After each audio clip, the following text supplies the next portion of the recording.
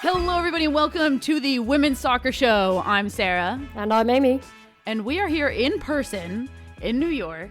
I am crashing with Amy right now, and the fun of an in-person podcast was simply too much to resist. So we're trying it. And I do want to say thank you, and I posted an apology last week. We're so sorry that scheduling just really got in the way. We were so bummed to miss last week, and as sometimes it goes, everything just explodes and there's no way to work around it.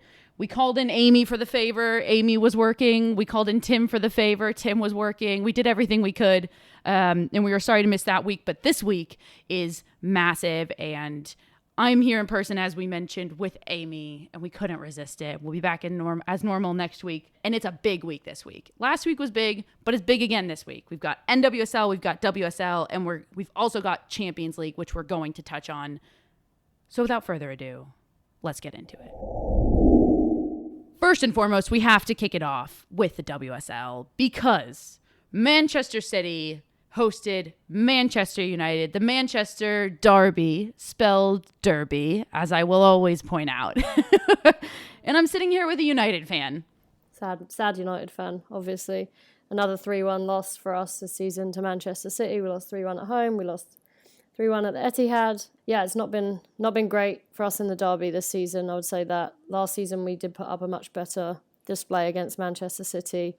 Yeah, just disappointing, as I've been pretty much for this whole season in Man United, to be honest. Maybe that's a good place to start. As you said, 3-1 loss for United to City. I actually feel like we've talked a lot about United. There's maybe more to say about City, but so let's start here on United, because another big loss. They've dropped 2 to City. They've kind of lost all big games that needed to be won this year, and now are sitting at 5th in the standings behind Liverpool.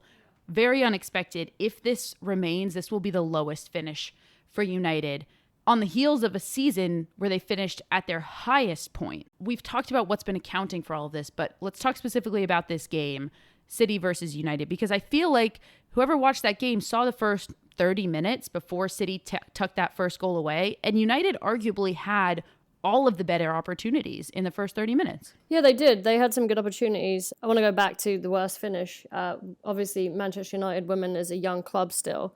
I think that finishing 5th, though, is a disappointment. I will say that. We've had some disappointing results against the top clubs, but we've also had some disappointing results against clubs that aren't in the top 3. I think we've seen United start well. We saw United start well against Arsenal as well, at the Emirates. But we're failing to capitalise on our early opportunities that we're creating. I don't know that we've really replaced Russo. Russo's not exactly prolific, but I think she fit the system well. And having somebody like Jace out wide who's creative is not also prolific in front of goal. Nikita Parris is our top goal scorer this season. She's come into a run of form, which is good. But again, she's not really scoring against the top clubs. And Manchester City are a top club. They're in a race for the WSL title. And if we were going to win this game, we needed to score. We needed to take our opportunities in the first. I think the first 15 minutes where we pressed, we had it was like between the 14th and 15th minute, we had some real good opportunities to score. And we take that, it could have been a different game, but we didn't. And it's the same old Man United that we're talking about here. Defensively, poor. Yeah. Very poor. I mean, you mentioned Russo. You're right. I feel like she's not prolific necessarily in terms of a top goal scorer, but she did fit the system. And beyond fitting the system, her and Ella Toone play so well together, and they're comfortable together.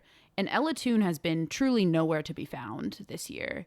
And so the loss of Russo, I feel like, affects more than the goals, affects more than just the system. It affects how your number 10 is playing. It affects how this entire team has gelled together. And it just feels like that. It hasn't gelled. The midfield and the forward line don't really know how to work together. That connection piece in Ella Toone isn't working.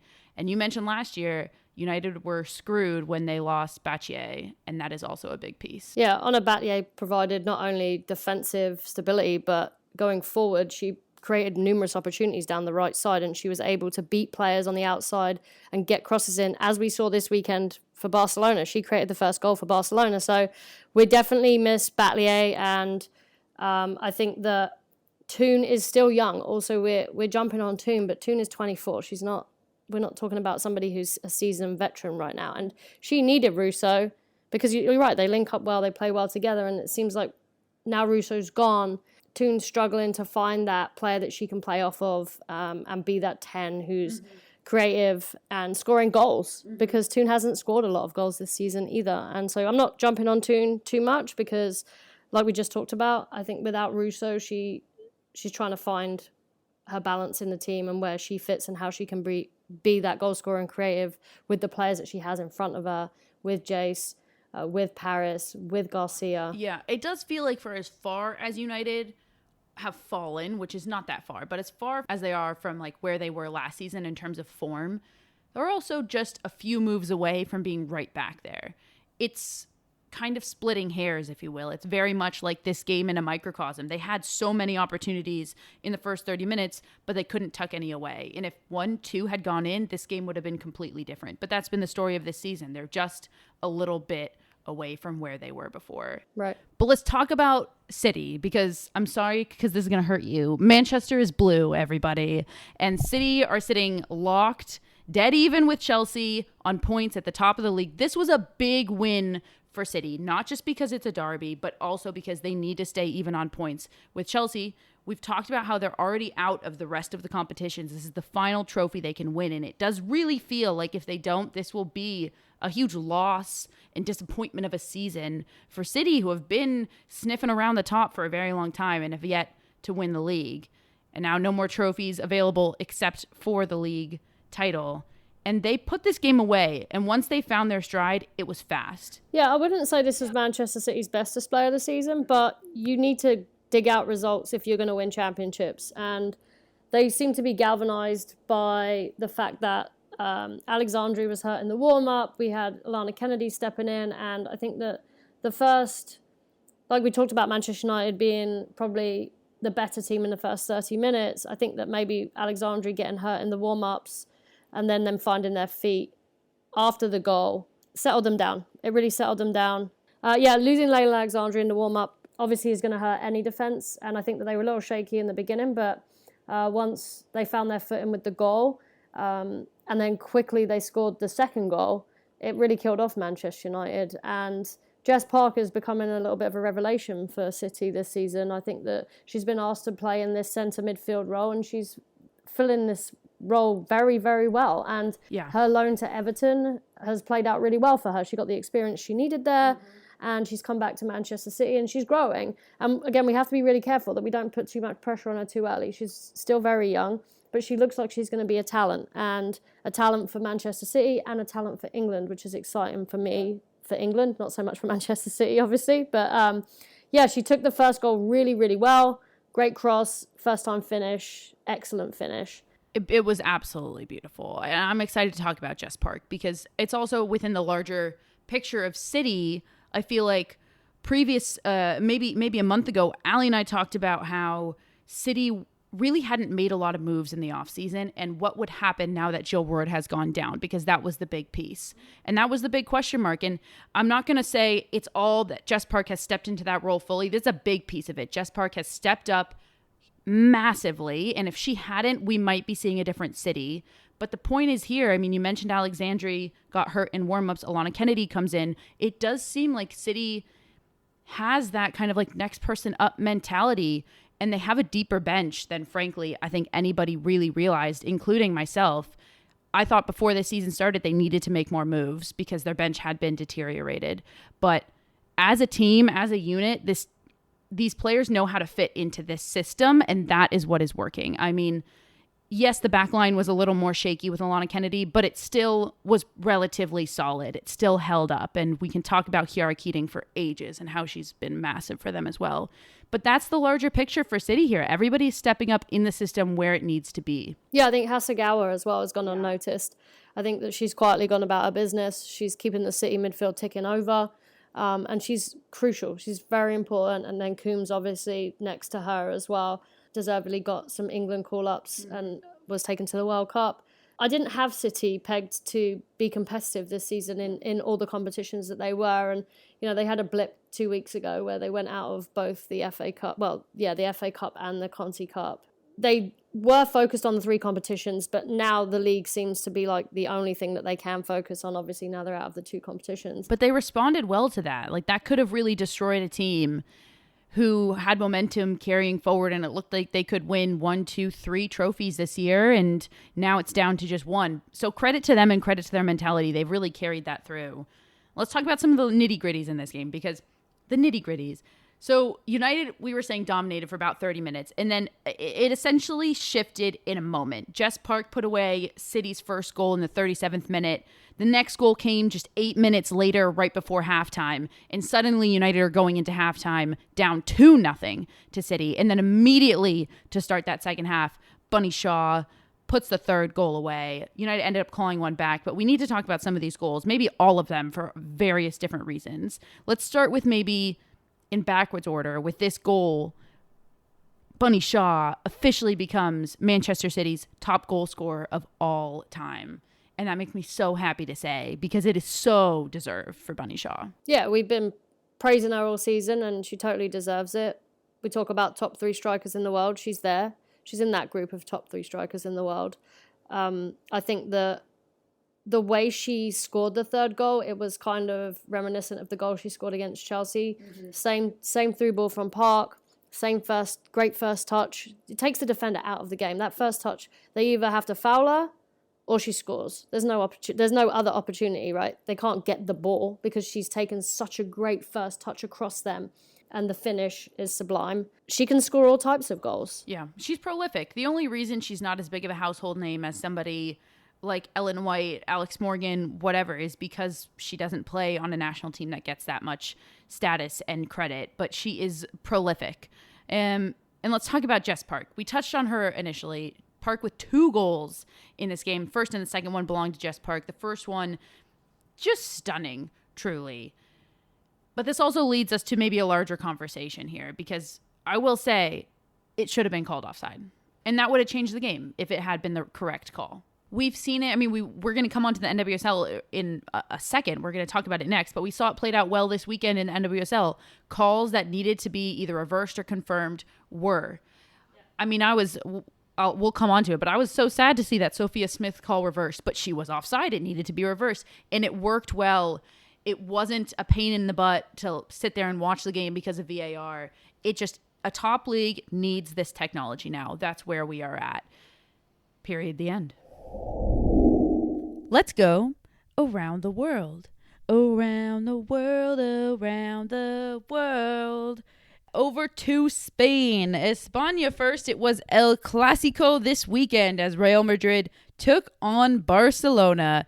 Despite a slight dip in form, it was the Catalonia team who took the honors with a 3-0 victory.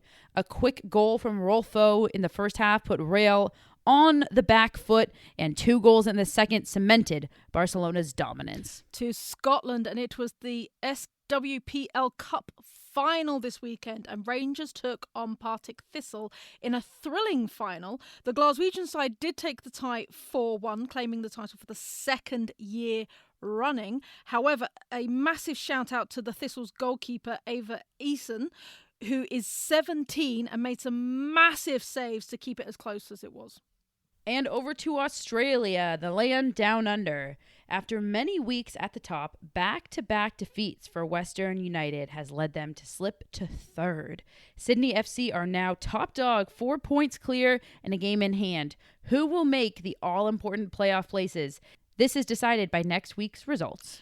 And to Germany, is the league all over? After this weekend, it might just be. First-placed Bayern Munich took on second-placed Wolfsburg in what is probably the league decider. A win for Wolfsburg would keep them within 1 point of the title. However, a loss would put them 7 points adrift. The result was a whopping 4-0 win to Bayern. It's looking very much like this title is staying in Munich this season. Have you checked out Total Football Analysis yet? TotalFootballAnalysis.com provides researched analysis on loads of football, including the women's game. Want all the stats in one place instead of drowning in a mountain of tabs? Want to explore key matchups and the tactics from both teams? Total Football Analysis provides the stats and analysis to help you learn more about the beautiful game. We have a special discount for listeners of the Women's Soccer Show. At checkout, type WOSO10 to get a full year for just €10. That's €40 of the yearly subscription. Head over to totalfootballanalysis.com and type WOSO10 at checkout. I said we're about to talk about the NWSL, and we're about to talk about the NWSL. This is the first time I'm getting to talk. Can you hear the joy in my voice? I do love the WSL, but there's something about the NWSL. It just gets my adrenaline pumping. This is the first time in the regular season that I'm getting to talk about the NWSL this year. This was weekend number 2 of the NWSL 2024 regular season. Listen, we're not going to talk about the first weekend, but the NWSL came in hot. Like, it came in with a bang this year. And that's both in terms of the games and just like the insanity of it. I mean, it literally kicked off with a 5-4 game in Kansas City, but also it does feel, because of the media partners, and we weren't going to talk about this, but we're here in my brain, so let's do it. It does feel, because of the media partners and because of the production value that has been completely raised since last year, it feels different this year. Feels a lot more exciting, right? There's a lot more anticipation around the NWSL, and I think there's a lot more viewership because of the streaming networks that has been placed on. ESPN is a huge streaming network, and also, I'm going to throw this in there because it's not anything to do with soccer, but with it being March Madness and ESPN having March Madness as part of their package, it's easy to then be like, oh, there's an NWSL game on as well. Let's get involved in that, because everybody's watching women's sports, especially in this country right now. It's huge. The buy-in is massive. And I think that having them on that same platform is great for both basketball and soccer.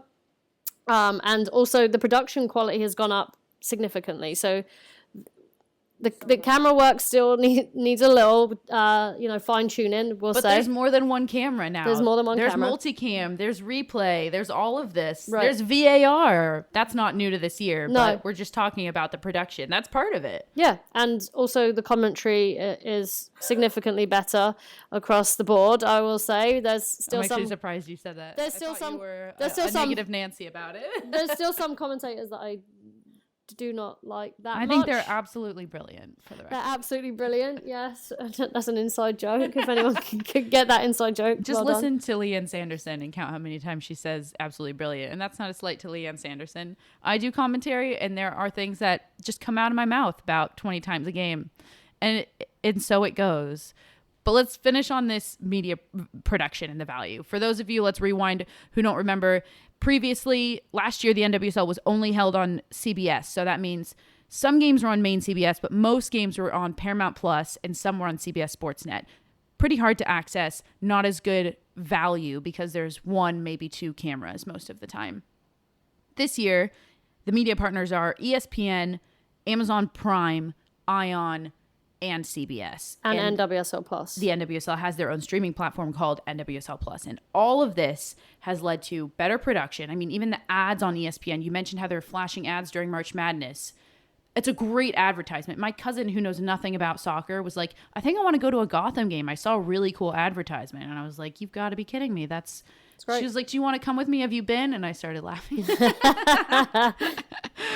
But it makes a big difference. And I think we were all curious how this was going to pan out, because it is confusing when there's 4 different media partners. Where do you watch the game? And A, I think it's been easier than expected because you can just Google it. And B, I think the positives that come from this in the production value that we've been talking about completely outweigh the fact that I know I could just turn on Paramount Plus last time.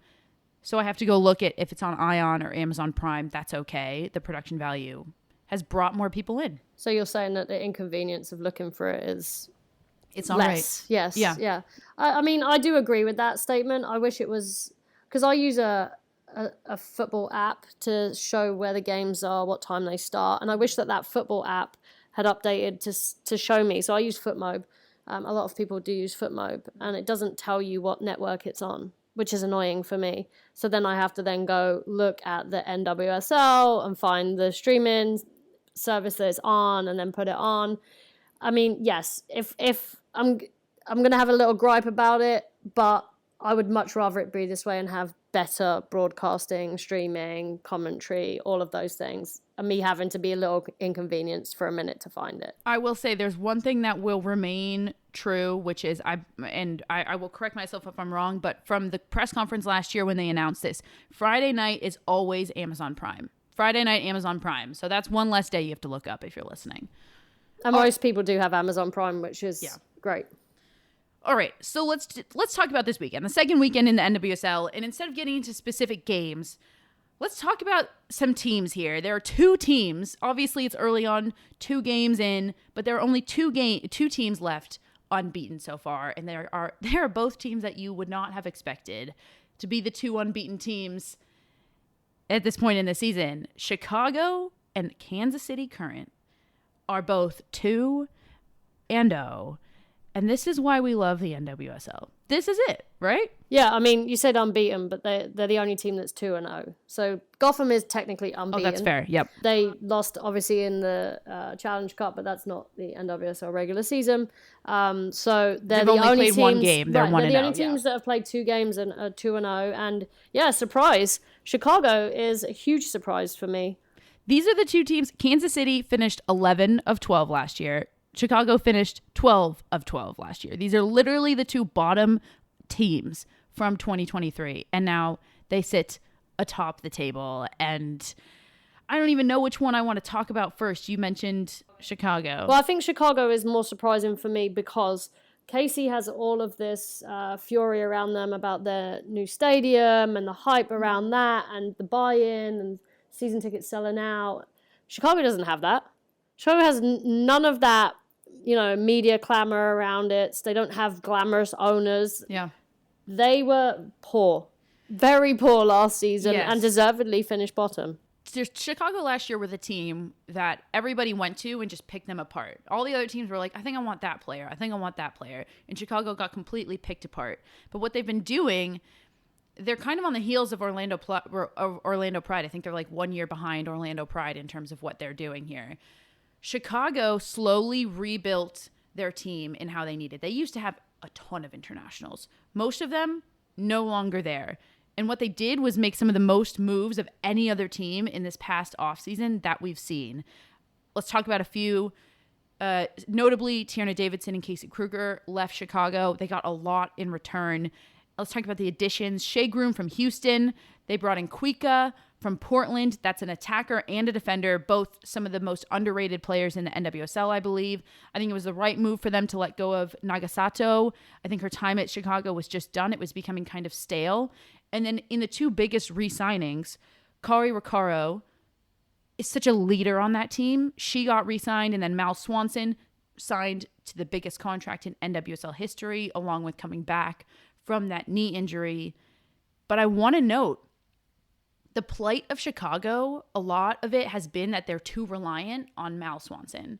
They've scored 4 goals this season, none of them from Mal Swanson.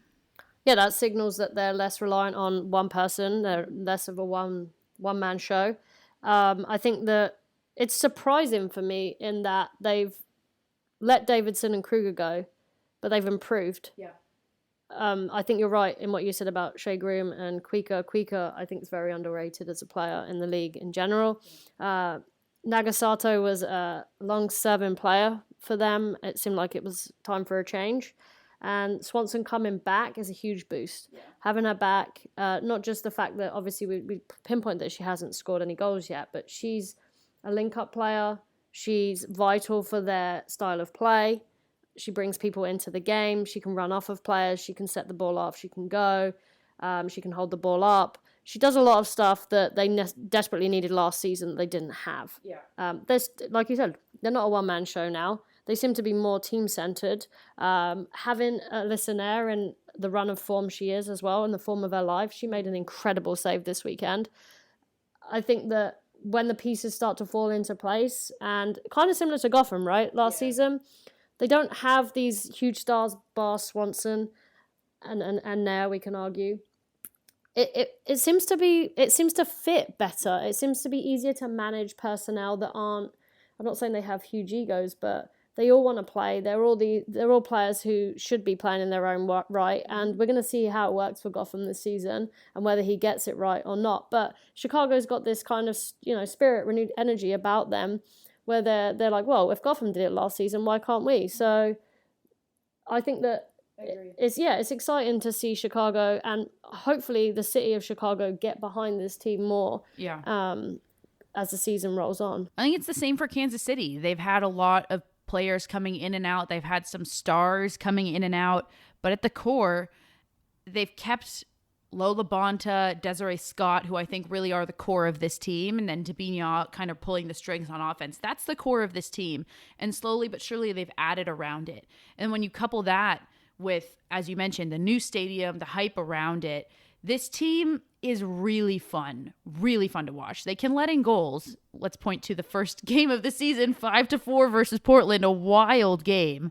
But then at the end of the day, they pulled together a fantastic win over last year's league winners, beating San Diego Wave 2-1 this past weekend. You can look at this and think what really is clicking for Kansas City, but I think actually when I look at this, I think finally it's clicking for Kansas City. They've come into the league now.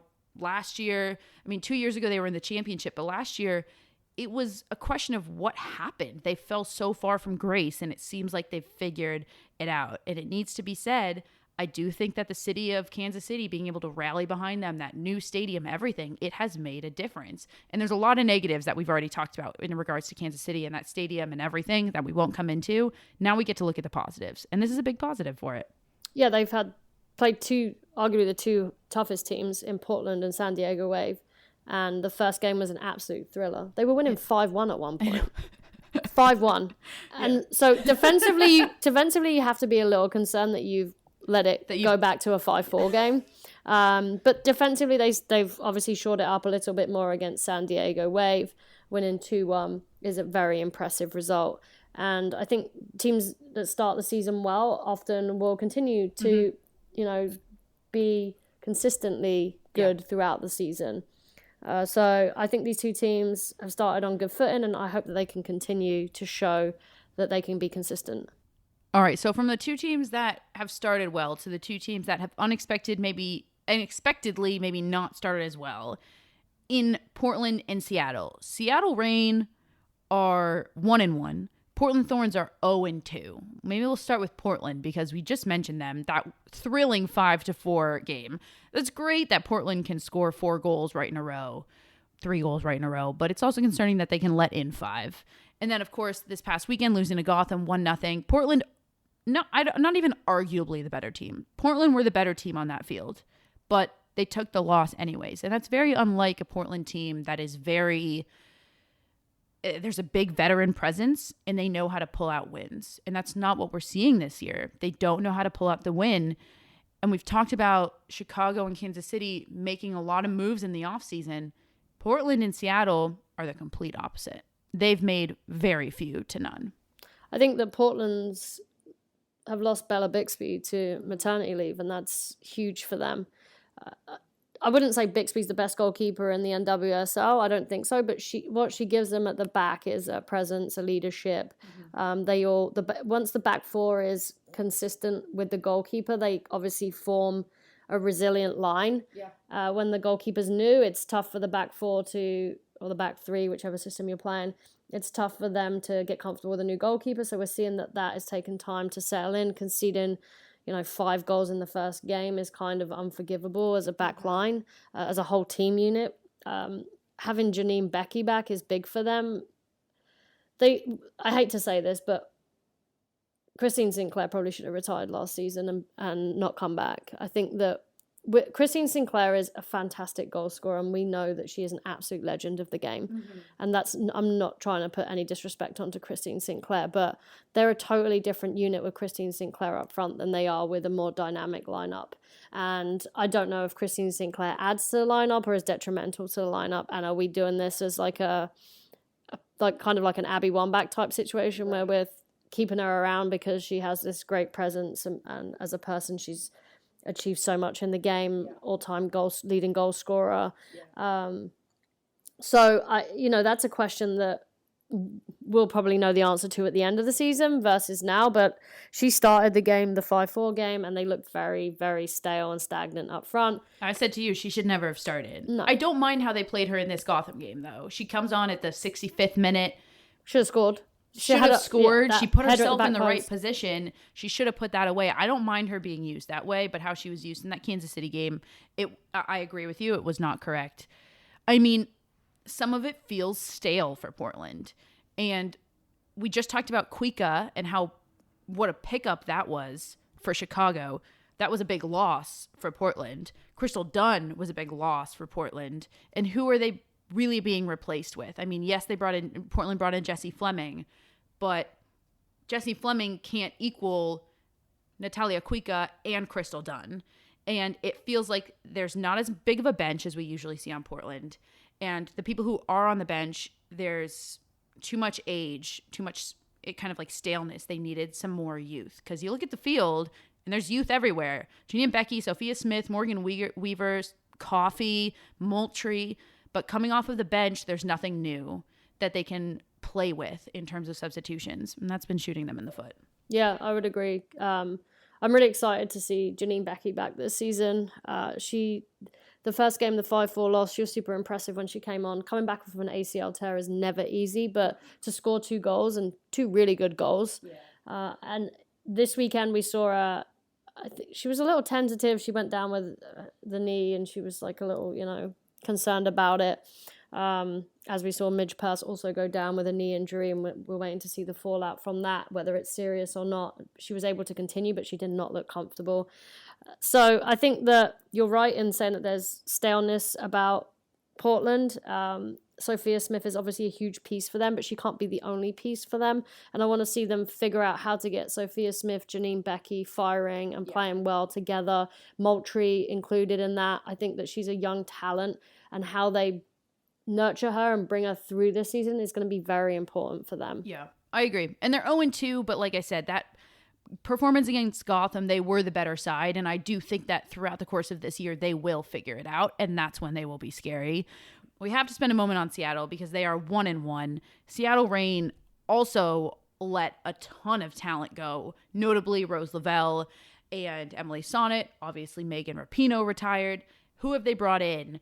Is there much more to say about Seattle other than they didn't make the moves in the offseason that needed to be made? And I said to you, they look really great in those new threads, but they don't look as good when they're losing all the time. Correct me if I'm wrong, but I think they brought in Angarad James from Tottenham, which was a very strange signing. It's a very strange signing. I don't understand that mentality. You're going to go to a mid-table WSL team and bring in a mid-table player for a team that's made the championship last season. You've lost Sonnet. You've lost Lavelle, 2 huge important players for you. Sonnet had been repositioned by Laura Harvey that last season and been very successful as that holding midfielder, that 6 that breaks up the play. Yeah. And Lavelle, we know what she offers. Yeah. She can break through the lines. She offers that dynamic approach, takes players on 1v1. She can score goals. And so we're looking at Seattle and just questioning their transfer decisions for the season. We know that they've gone back to the Seattle Reign. We're seeing a new ownership come in here, their first ever pro sports team in the Carlyle Group. They've moved away from Olympique Lyonnais as their owners. So what direction are they going in? We're not seeing anything. As if I was a Seattle Reign fan, I would be very, very concerned about where we're going, what direction we're going in, where our transfers are going. Yeah. Are we going to keep Laura Harvey? Is she going to stay around if we don't back her and give her the players that she needs? So, yes, definitely concerning. I do like the direction they're going in, just going back to Seattle Reign, but where are they going on the field? And biggest home sellout opener to start the season. We saw that actually across the board in the NWSL. Almost every team had the biggest home opener crowd that they've ever recorded in the history, including Seattle. And that's a really great picture of where the league is at right now. But if you're Seattle or a team like Seattle, you have to keep improving to get people back in the stadium. That's sometimes just how it works. Only the truest of fans will come out and watch you when you're really at the bottom of the table. I think Ji So-young has been incredible for Seattle. But then you look at the rest of their lineup, and similarly to Portland, it's a little bit stale. And I said last year they were heavily reliant on Rose Lavelle in terms of her just creating and pulling those strings. that those are impossible shoes to fill. You have to bring in more players and restructure your tactics if you're going to lose somebody like Rose Lavelle. And they haven't done it. But I'll be curious to see how this plays out for Seattle. Well, they also lost Rapinoe, and Rapinoe was... Obviously, she was coming towards the end of her career. She was going to retire, but they've lost leadership in Rapinoe. They've lost that nous, that, experience. Mm-hmm. All right, next week, or this coming week, because you're probably listening to this on Wednesday when it drops, or Thursday or Friday, plenty of matchups to be excited about. BFC will have their home opener at PayPal Park, the final team to open their home. And, I mean, we saw Utah get a home win to kick it off for the Utah Royals. A-Rod being the first previous player in the NWSL to get that win. That's exciting. I'll be at the BFC game. I'm excited to cover that. Amy, is there anything specifically, a matchup you're looking forward to this weekend? I'll be interested in the KC Current Angel City game. Angel City haven't set me on fire either with their start to the season, but they need to start going. And they're a huge club. They have a huge following. Yeah. Their stadium sells out. Their supporters are fantastic. And they have to give the product on the pitch that they deserve over there because they got to keep this momentum going. It's easy to not show up to games when your team's not doing well. Yep. So I think that given the product on the pitch, they need to improve that. And this is the first season that they'll have coach instability. So they're not going to... Hopefully they won't change coaches midway through the season. Hope not. Becky Tweed, starting as head coach, deservedly got the head coach position. So I think that's a game I'm looking forward to. We're looking to see if Portland can dig themselves out of this poor start against Racing Louisville. And then San Diego Wave, Seattle Reign is going to be a huge game as well. It's always fun when those two teams clash. I actually think Angel City's performed relatively well. Their game against BFC was one of the very exciting ones, and they could have taken a draw against that if it wasn't for a goal line clearance from BFC in that first weekend. But that's disappointing to lose to a brand new franchise at home. It is, but BFC has been not the normal brand new franchise, if you will. But I agree. It's disappointing. It was the home opener. It was at Angel City. It's not what they would have drawn up. They have, yeah. You can't say that they've been training together like Angel City have for the last year. Oshawa has probably only just come into the fold in the last couple of months, and to score the winner obviously is great. I was just more disappointed with Angel City than I was impressed by BFC, I would say. And that is it for us here at the Women's Soccer Show. Amy, thanks for doing this in person with me. Yeah, it's been really fun, hasn't it? It's been a blast. It's been weird, but then we settled in. Yeah, it was a little strange getting used to it, like just seeing you and like interacting off of your vibes, but it's good now. I feel like anytime we've talked in person about soccer, it's over beers. So this is the first time we're doing it with microphones. I hope you all enjoyed it. We're going to call this the in-person special that we got to do. It's been a blast. Obviously, tune into all of the games this coming weekend. Champions League, Leg 2 of the quarters are today, Wednesday, and tomorrow, Thursday. And of course, when those semifinals happen on April 20th, we're going to cover them all in depth. So we're excited for that. And for us here at the Women's Soccer Show, I've been Sarah. And I've been Amy. Thanks, everybody.